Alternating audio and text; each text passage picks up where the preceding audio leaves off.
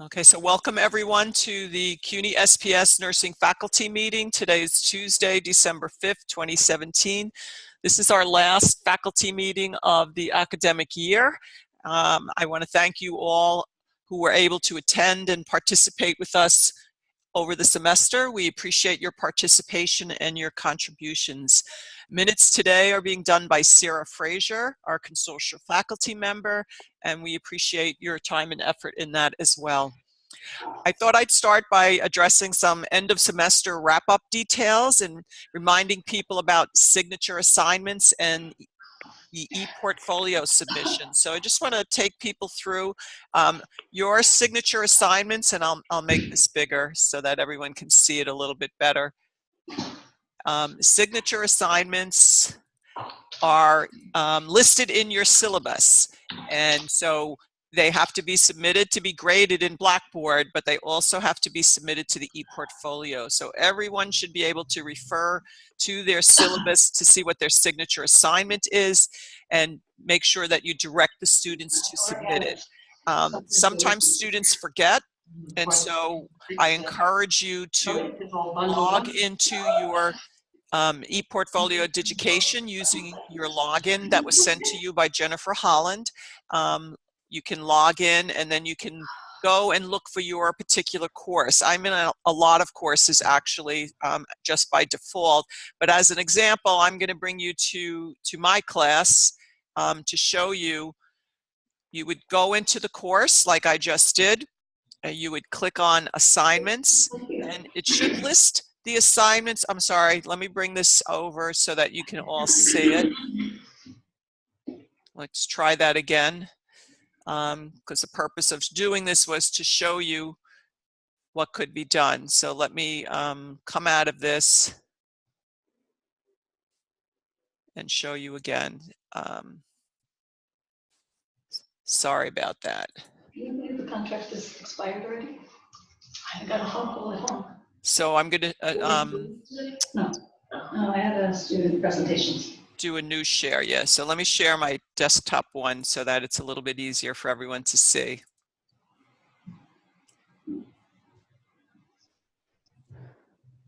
Okay, so what I was saying was the signature assignments, everyone has them listed in their ePortfolio, and what I recommend is to also follow up checking on the student submissions. Everyone can see this is the Digication page to log into. Yes, you can see my screen now? Yeah. Okay. Yeah. So I've already preset and set up my username and my password, and then I would log into the site and it would come up looking something like this. I'm already in a lot of courses. That's the area that I want to look for. Just by default, I've been added to all of the courses, but as an example, I want to take you into my class, which is Nursing 499, and once I click into the course, I would get a screen that looks like this. I would go to the assignments, and what would come up is my list of assignments, which is in capstone, the safety assignment, as well as the capstone proposal and presentation. So these are all of my students, except for the help desk. And so you can see that some of them have submitted their safety assignment and some of them have not submitted the final step. They haven't submitted their capstone proposal. If it says C, it means complete. It's in there. And if I click on the C, it will actually show me that the file is actually in there, and I can download it if I want. We don't need to do that necessarily, other than when we are reviewing. If I click into the S, it means that there's a few steps that the student has not yet submitted. No evidence has been submitted, and if I go into the evidence, it shows that she has not yet completed it. So I just want you to know that you don't have to go through each and every ePortfolio for the student. If you just go to this assignment screen, you can easily see. Yeah, mine all for safety, and they're finishing up the proposal. Do you have a comment, Joanne? 303, there's a lot of it. No, sorry. Okay. So I just wanted to make sure that you have a way that you can go, you can remind the students. I just sent out a reminder last night to my students, and I gave them the visual instructions. And so I thought that might be helpful. I'm going to send everybody, in addition to the instructions that are in the course site, this is actually a set of instructions that Heidel put together that she found was very useful in guiding students. So we're going to make this available to you, and if you want to add it to your students, she just broke it down really step by step. You can always refer the students to the ePortfolio tab in their course site. There's a lot of instructions there. She found this just to be very simple for the students. Some students like this, some students prefer the demonstration videos. Depending on where you are in teaching, students that are in the upper courses, in the 400 level courses, should have a level of familiarity with this. Those that are in the introductory courses, Nursing 300, Nursing 301, they may actually need a little bit more assistance, and you may have to get them to reach out to the ePortfolio assistance team. So ePortfolios at sps.cuny.edu, aka known as Jennifer Holland, can assist students who are having difficulty. But we really appreciate your support and help in identifying students who have not submitted these. We rely on the student submissions, not only so they have a showcase, but also we do program outcome review using the student assignment submissions. We successfully did that for the capstone course this year, and we will be reviewing those results in the curriculum committee that we will hold in January. But the point being, we need your support, we need your help to identify students that have had issues and have not completed all of the steps. So there's an easy way for you to navigate to this place so that you can see, and then please alert your students. Let me just go back to my agenda here so that I can review for you what's going on. Okay, so that's ePortfolios and assignment submissions. Final grades will be due, let me just bring this to, final grades will be due, I'm going to ask everyone to have them in by December 20th. I think that's very feasible for most people. You should be wrapping up this week with last-minute submissions of clinical documents, final papers, peer reviews, things like that. So it's very feasible that you should be able to submit your final grades to CUNY First December 20th.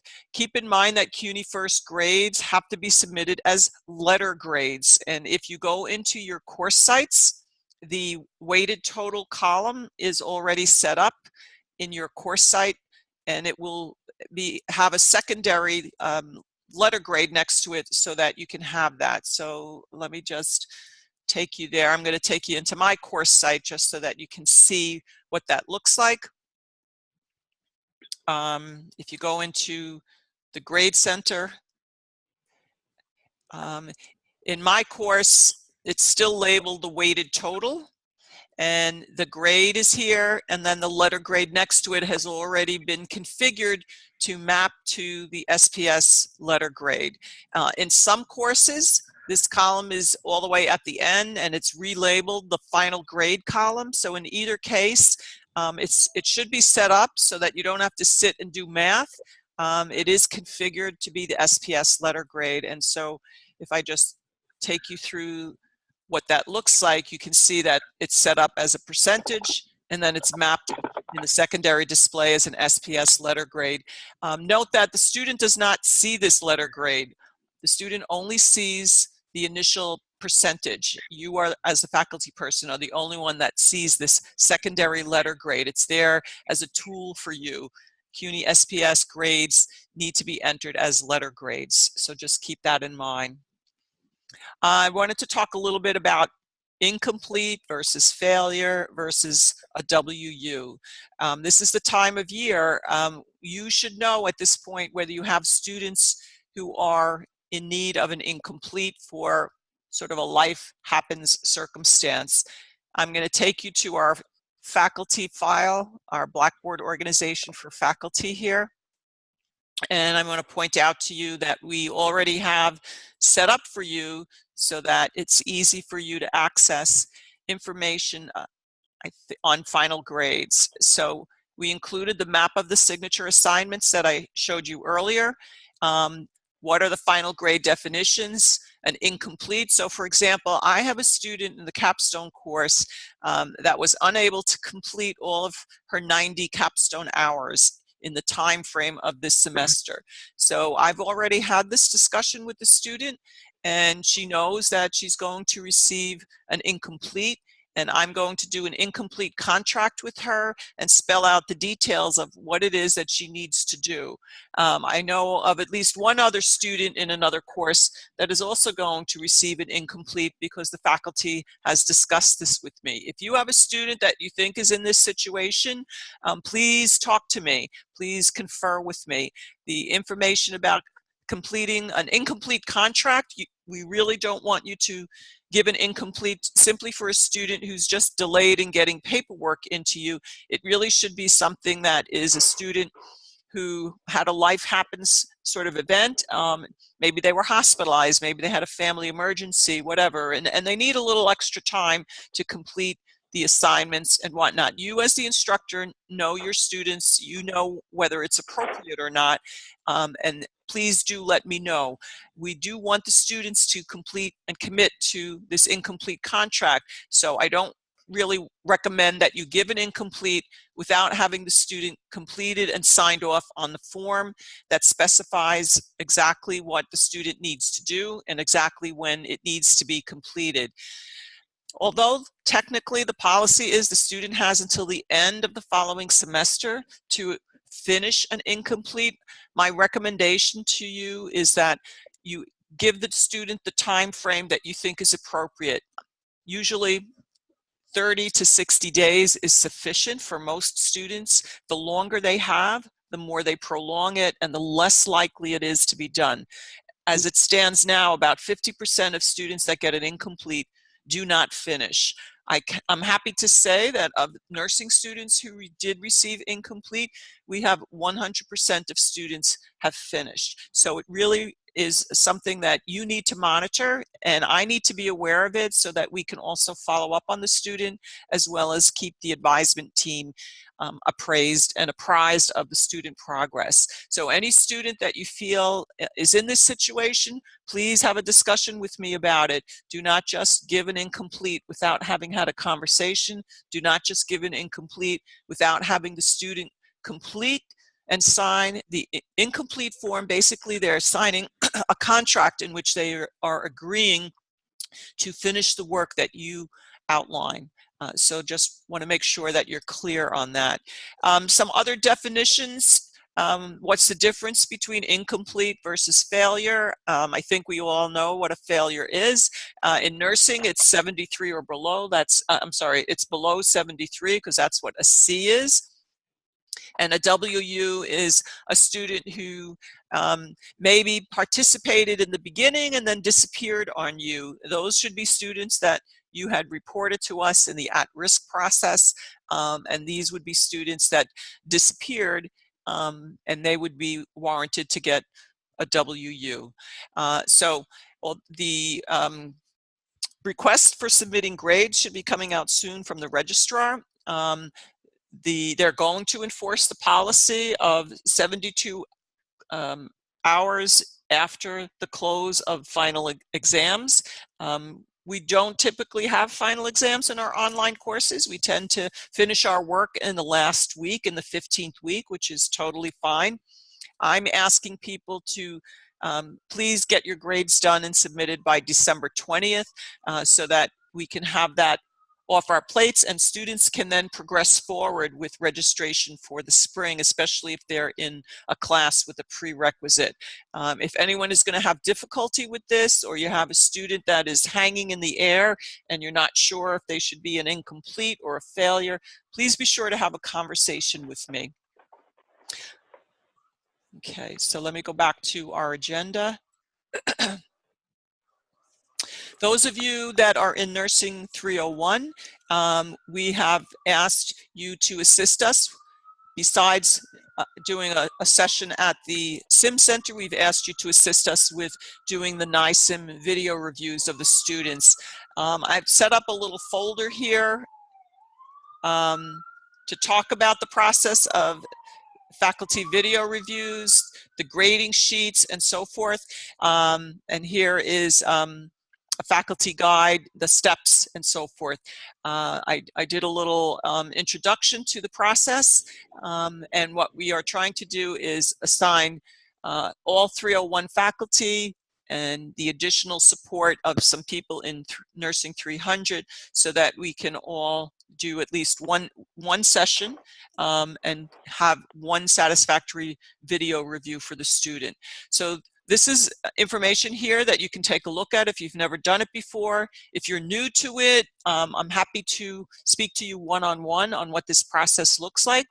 We are still waiting for NISM to process the videos because there were some problems with their software. We're hopeful to have that completed by the end of this week to be able to get that out to you. And since the sim sessions are done by session and not by class, what we're asking is once you've completed your reviews and completed your grading sheets, which look like this, I'm just going to bring this up so that you have an idea of what that looks like. Hold on a second, it's onto my other screen here. So this is what one of the tools looks like. Not sure if everyone can see this that clearly because it is small. It's based on the Creighton Competency Evaluation Instrument, and it gives categories for assessment, communication, clinical judgment, and patient safety based on the specific case. And then we ask the faculty to give us an overall, do you feel that this student is competent in their demonstration of their health assessment skills? So it's a 0 or 1 on the competency, but it's the overall perception that's the most important thing that we ask you for to give a sense of that. So all of these would be sent to Zarina, and then once Zarina gets all of the SIM evaluation sheets, I will notify all the 301 faculty if the students are satisfactory or not. The majority, 99% of the time, every student has at least one satisfactory video. If there is a student that's problematic, and we usually remediate them by having them do an additional shadow health program. So the purpose of this is to enhance their learning. It's a very, very positive experience for the students. We have wonderful feedback from them in regards to the meaning of the experience for them, and they do write a reflection on that. So your help is appreciated. We do get feedback from the standardized patient actors, but in keeping with our accreditation standards, we also like to have a faculty weigh-in using this standardized process of a tool to take a look at these videos and give the okay on that. So there's some information there for people who are doing the sim videos. We'll get the schedules out to you hopefully this week, along with the instructions on how to do the video reviews if you've never done it. Be aware that it can only be done on a PC. It doesn't work with accessing a Mac. And students do have access to their own videos as well if they so choose. All of the videos are deleted from the servers once the student finishes the program, so that there's a whole privacy issue as well. Let's talk a little bit about spring 2018 preparation. All our adjunct faculty should have gotten a notification of what their teaching requirements will be for, or teaching appointment will be for the spring. Sometimes there's last minute changes, but overall, the letter that you received, the memo that you received from me is confirmation of what you will be teaching. If there's a change, I will contact you and ask you perhaps to switch to some other course in which we have a need. We've had a couple of last minute changes already, but I want to say thank you to all of you who have kindly spread the word and referred people to us. 99% of our adjunct faculty are referrals from you, and we've been very happy to be able to support that with information that you share with us as far as faculty referrals. It's been a wonderful experience to work with your colleagues. We appreciate the word that you get out there, and everyone that has been referred to us, I have to say, has been a pleasure to work with. So we appreciate your support. The spring session is going to run from Monday, January 29th to Wednesday, May 16th. That's the spring time period, just so that you're aware for planning purposes. As I said, the spring appointments have gone out. We do have several new faculty, some experienced educators, but not necessarily experienced in online learning. We are looking for some volunteers to be mentors. As you know, we have a formal mentoring process, and so we do compensate people who volunteer to be mentors. If you're an adjunct, we do compensate you for that. So if you're interested and available to work with someone, please let me know.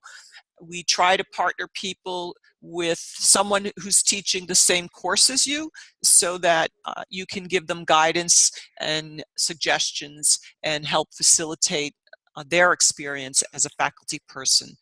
All new faculty have to participate in the Preparation for Teaching online course. It gives them exposure to what it's like to be an online instructor, as well as what it's like to be an online student. But the support of a peer mentor is really valuable as well. So if you can do this, if you're interested, please let me know. Course development sites, we have a process where there is a course leader. All of you should know who that course leader is, and we have asked if there's been any issues or things that come up, and they always do, that you speak to the course leader and let them know, so that changes can be made. We ask the course leaders to be responsible for updates to the dev sites. And so here is our list of course leaders. You had received this information earlier in the year in our initial memo that went out to you. This is also posted in the Blackboard site for faculty. And for the transition from fall to spring, I don't recommend that you make major changes, but we will be looking for the course leaders to correct mistakes that were found, whether it's problems with quiz questions, or instructions that weren't as clear as they could have been, or missing links and things like that. And we also ask that you add the spring dates to the dev sites. And I've prepared a list of the dates, as well as due dates for discussion questions, and I'll be sending that out to the course site leaders so that they can take on that responsibility. We've had a shift in what some of the people had been doing, so that as we move forward in adding graduate courses to our program, we need to also address those as well. So I want to thank everyone who is a course leader and has been willing to take this on. It's much appreciated. It helps us maintain a level of quality, and also ensures that we are consistent in how we deliver information to our students. We do recommend, as a practice, to sort of revise and change at least a few discussion questions, and perhaps an assignment or two. I know some of the courses have already moved to the idea of having some assignments for the fall semester, some assignments for the spring. That's the ideal that we'd like everyone to move to have different assignments, at least in each semester. It helps us to minimize the issues of academic integrity and plagiarism. So keep that in mind.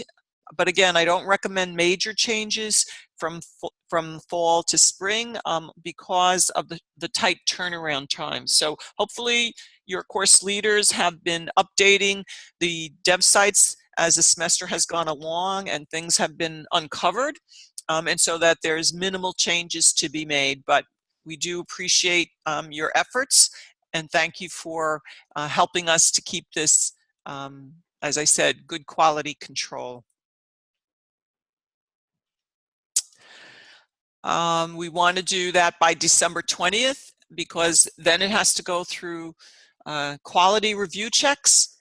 And then after the quality review check, if there's any issues that come up, they have to be corrected.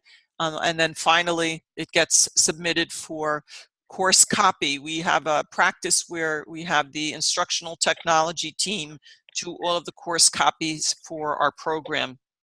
So we'd like to do that at least by the first week of January, and then this way all of the courses will be copied to the live sites, and faculty that are teaching will have access to them well before the start date of January 29th. There are a few items that all faculty need to do in their live courses, such as personalize it, add their contact information and picture, add personalized messages and so forth. Make sure that Safe Assign is set up for major assignments. So there's a list of things that I ask them to do. That can only be done in the live site. So if we can get these live sites ready and deployed by the first week of January, that would be great. So please, if you've come across something in your course sites that you didn't alert your course leader about, please do so. You know, my motto has been, if you see something, say something, because if it's happening in your course site, it's also happening in other course sites as well. Marge, this is Yes. Eileen. Yes. I noticed that Connie's going to be taking care of Nursing 600, and I just want to let her know that I have already gone in and put the dates on under the weekly material, so that'll help her some. And there's still, you know, it still needs a check related to assignment dates and those sorts of things, you know, but I just want to let her know I've already gone in and put the dates in. Thank you very much, Eileen. Appreciate that. Okay. I know that you had been overseeing sort of a few courses, so we talked about shifting some responsibility there. So Connie was willing to take that on, and Joanne was willing to take on oversight of the 499 course this semester too, so that we could move you into the graduate session there. So thank you, Eileen. You're welcome. Some upcoming things I wanted to just alert you about. This semester in spring, we are actually going to run 2 international service trips, one to Haiti in March and another one to Guyana in June. The target population is our Nursing 303 students. This is going to serve as their service to community nursing, their clinical requirements. We've had a lot of positive feedback on the trip that we did in January, as well as the second one that we did in October. And actually this Wednesday at the school, we are doing a community nurse leaders session, and we've invited some of those students to come and talk about their experiences. We also have some other speakers, and I'll speak to that in a little bit, but this has been a really positive contribution to our program. So we are in the process now of having the students signing up for our March and our June trips to Haiti and Guyana. Dr. Tim Bristol is going to run the Haiti trip in March, and Dr. Roland Ramdas, who is a faculty member at Ostos Community College, approached us about running the trip through CUNY SPS, and a number of students from Ostos are very interested in attending and are very familiar with Dr. Ramdas, so this will be our first venture doing that, so we're looking forward to it. Just as an FYI, our nursing orientation is going to take place in January, and while we do an online asynchronous orientation to the school using Blackboard, that involves all new students. We also like to do a specific orientation just for the nursing program. We have 2 sessions in person on January 23rd, and we have 1 session online on January 24th for our undergraduate program. So you've gotten invitations for that from Zarina.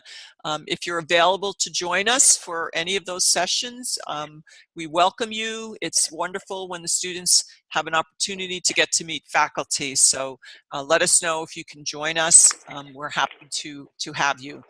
We will also have our master's program There is an online orientation for that is self-paced. And then we call it more of a meet and greet on January 22nd. It's an opportunity for the students to meet each other. We did it for the first time for the first cohort in the fall. We had a very high, strong turnout, and the students had an opportunity to connect with each other. So that was well received, and we look forward to doing that again on January 22nd. For the professional development that I mentioned earlier, the Community Nurse Leaders Speaker Series. So let me bring that up here.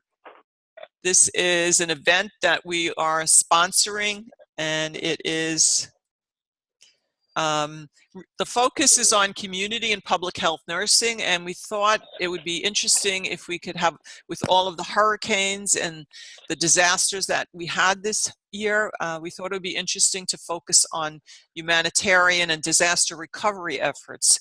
So thanks to Dr. Kenya Beard, we have Dr. Gina Miranda Diaz, who is the director of the health department in West New York, which is actually in New Jersey. So she's going to come and talk about some of the disaster recovery things that she did in the aftermath of the Hurricane Maria in Puerto Rico. Also from Gail Gongaware, a colleague of hers, Alicia Swartz from the Visiting Nurse Service, went down at the behest of the Federation of Nurses, the UFT, and did some on-the-ground care management down there. Very impressive work. So she's going to come and speak about her efforts. And then we also have Valerie Grun, who is a graduate of Hunter College. I actually met with her at the Sigma event, and she presented the work that she's doing in the Doctors Without Border program. And so she is going to talk about how she set up hospitals literally in war zones in Iraq and Iran. So interesting person. She's young but very impressive and dynamic, and again fits in with our theme of humanitarian aid and disaster recovery. And then finally, we have some students that are going to be talking with us about their experiences in Haiti. We also had a student deploy with his job, New York Hospital Cornell, for 2 weeks down to Puerto Rico. So typical nursing student, he was worried about getting his discussion posts in on time when he wouldn't have access to the internet. So we worked out a process for him whereby he was able to manage his workload and have an extension on some of his assignments because he was in an area where there was literally no access. So again, we welcome you if you want to join us on Wednesday. We look forward to having you. The other workshop that we're having is a graduate workshop, and Dr. Beard, who is a national expert in implicit bias, is going to talk about the relationship between implicit bias and medical errors. So we are looking forward to her delivery of this great and what we hope, a first in a series of graduate workshops.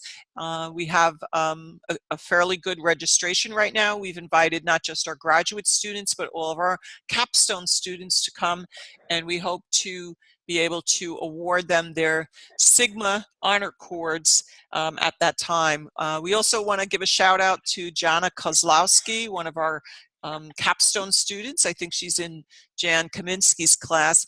She did a wonderful project with Dr. Tom Haggerty, who is an adjunct faculty at LaGuardia, but is also a nurse practitioner clinician at New York Presbyterian, and she worked with him on a capstone project there.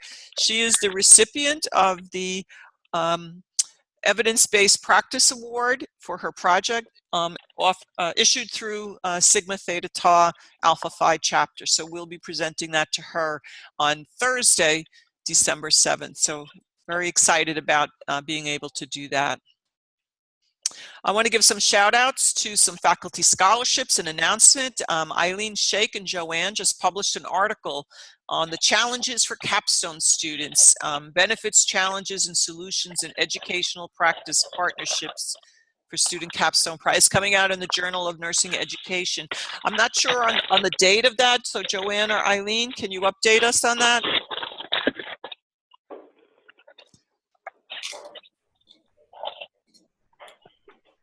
We think Mark, January. Joanne, go ahead.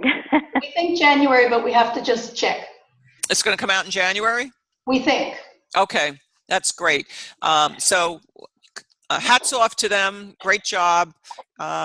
It certainly speaks to some of the challenges that we've had in trying to orchestrate capstone projects and capstone experiences for our students. But great work, great work. I also want to give a shout out to Abby Howe-Heyman. She defended her dissertation and she's now a full-fledged DNP. So congratulations to Abby. Great job. Abby actually lives in California, and she is a colleague of Ellen Zimmerman, one of our Nursing 300 faculty. They were acquaintances in faculty many years ago, and again, is an example of faculty referrals. So Abby's out there looking for a full-time job now, but we wish her much luck, and we thank her for all of her efforts and participation. Also want to give a shout out to Janet McLaren, who is faculty with us. Janet actually works in nursing education with the Northwell system, and she just recently accepted a position as Director of Nursing Education at a facility in Atlanta. But she assures me that she's still going to teach at CUNY SPS. So thank you, Janet, and we wish you much luck in your new position. And then finally, a shout out to Ann Ocello, who gave birth to a beautiful baby boy. Sarah, maybe you can tell us what his name is, because I didn't. Okay. All right, his name is Ciro, after my grandfather, and it's the masculine of my name. Oh, so, that's wonderful. Yeah, he's doing great. He was holding his own bottle at 6 days old. I can't believe it. And he's eating and sleeping 5 hours like a, very, very easy baby. So he's doing great. The both of them are doing great. What a face. What a face. Just gorgeous. Just gorgeous. Yeah. Thank you. And Joanne just let us know about one of our students, Jerkis Fong.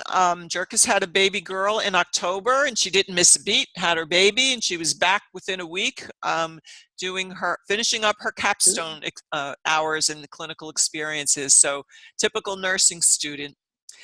We had a question about our webinars. Actually, they're not webinars. They're information sessions, workshops that are going to be held in person. We will be recording the Community Leaders Workshop. That's been pre-planned, and that we will usually convert into a YouTube clip so that students can also view it later on. I know we've done some community nurse leaders presentations in the past, and for students that were unable to attend, we made that available in their Nursing 303 course. I think this might have a wider audience, so we'll look to see what we can make available, not just for our Nursing 303 students, but more as well. So those are all good things.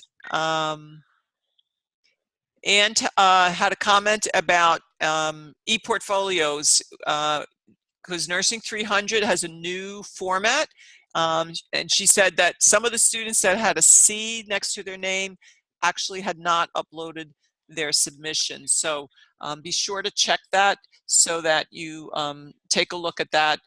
Click actually on the C so that you actually go in and see what the student actually did.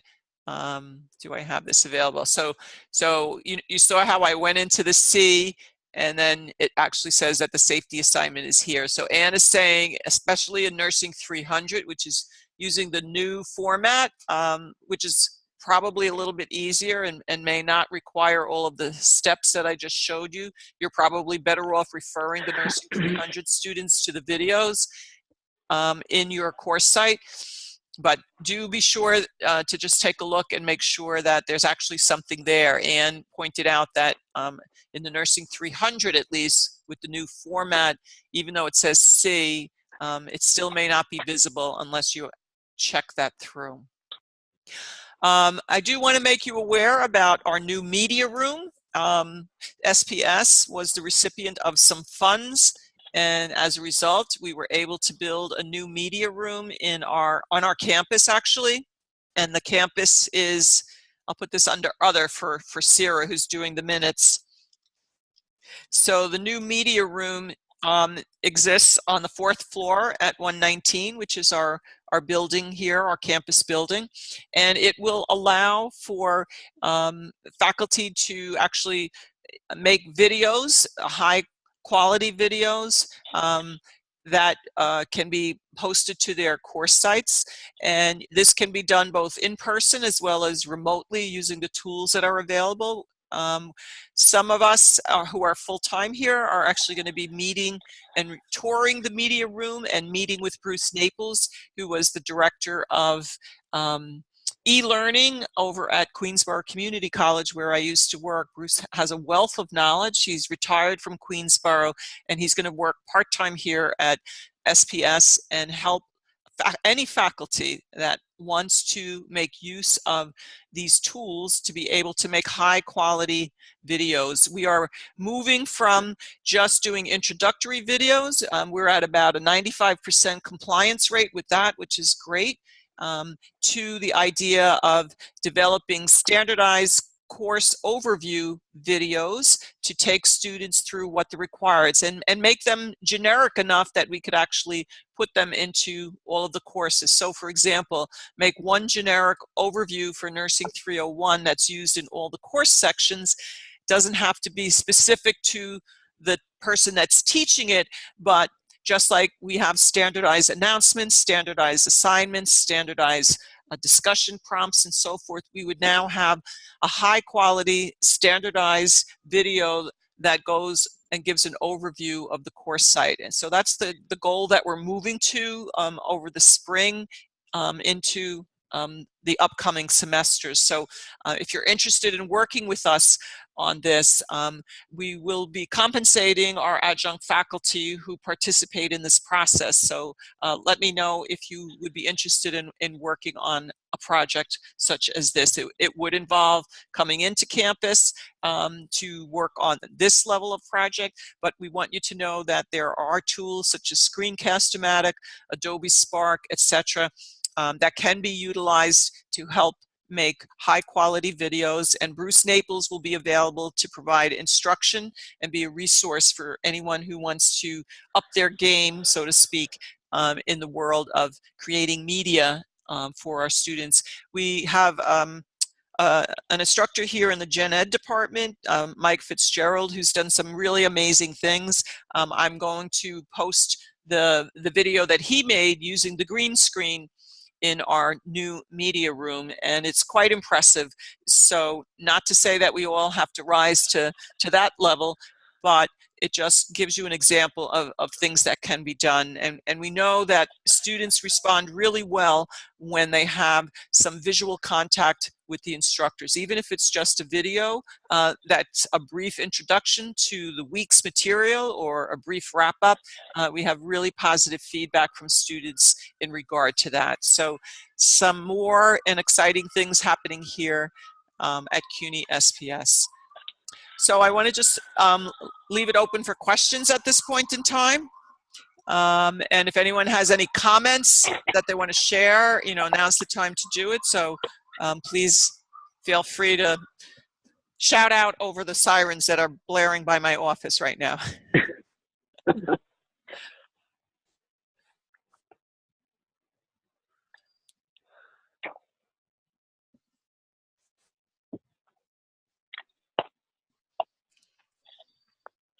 Okay, so if no one has any comments or questions at this time, we'll wrap things up. I will be posting the agenda and the minutes as soon as they're available. We'll also be posting the recording of this session and any other pertinent documents that we referred to or discussed at today's meeting will be made available to you in the faculty Blackboard site. Let's take a step back here.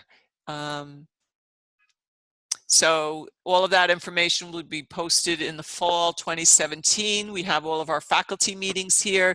So you'll see, we'll set up a folder for today's meeting, December 5th, and make that available to you. We look forward to those of you who can join us at our sessions this week. Wednesday at 6 o'clock, the Community Nurse Leaders session, and Thursday at 6 o'clock for the implicit bias seminar that Kenya Baird is going to be delivering for us. We look forward to the wrap up of the end of the semester. Remember to contact me if you have any questions or concerns about a student and an incomplete. Those of you that are in Nursing 303 and Nursing 499, please make sure that you have your students submit all the clinical documents.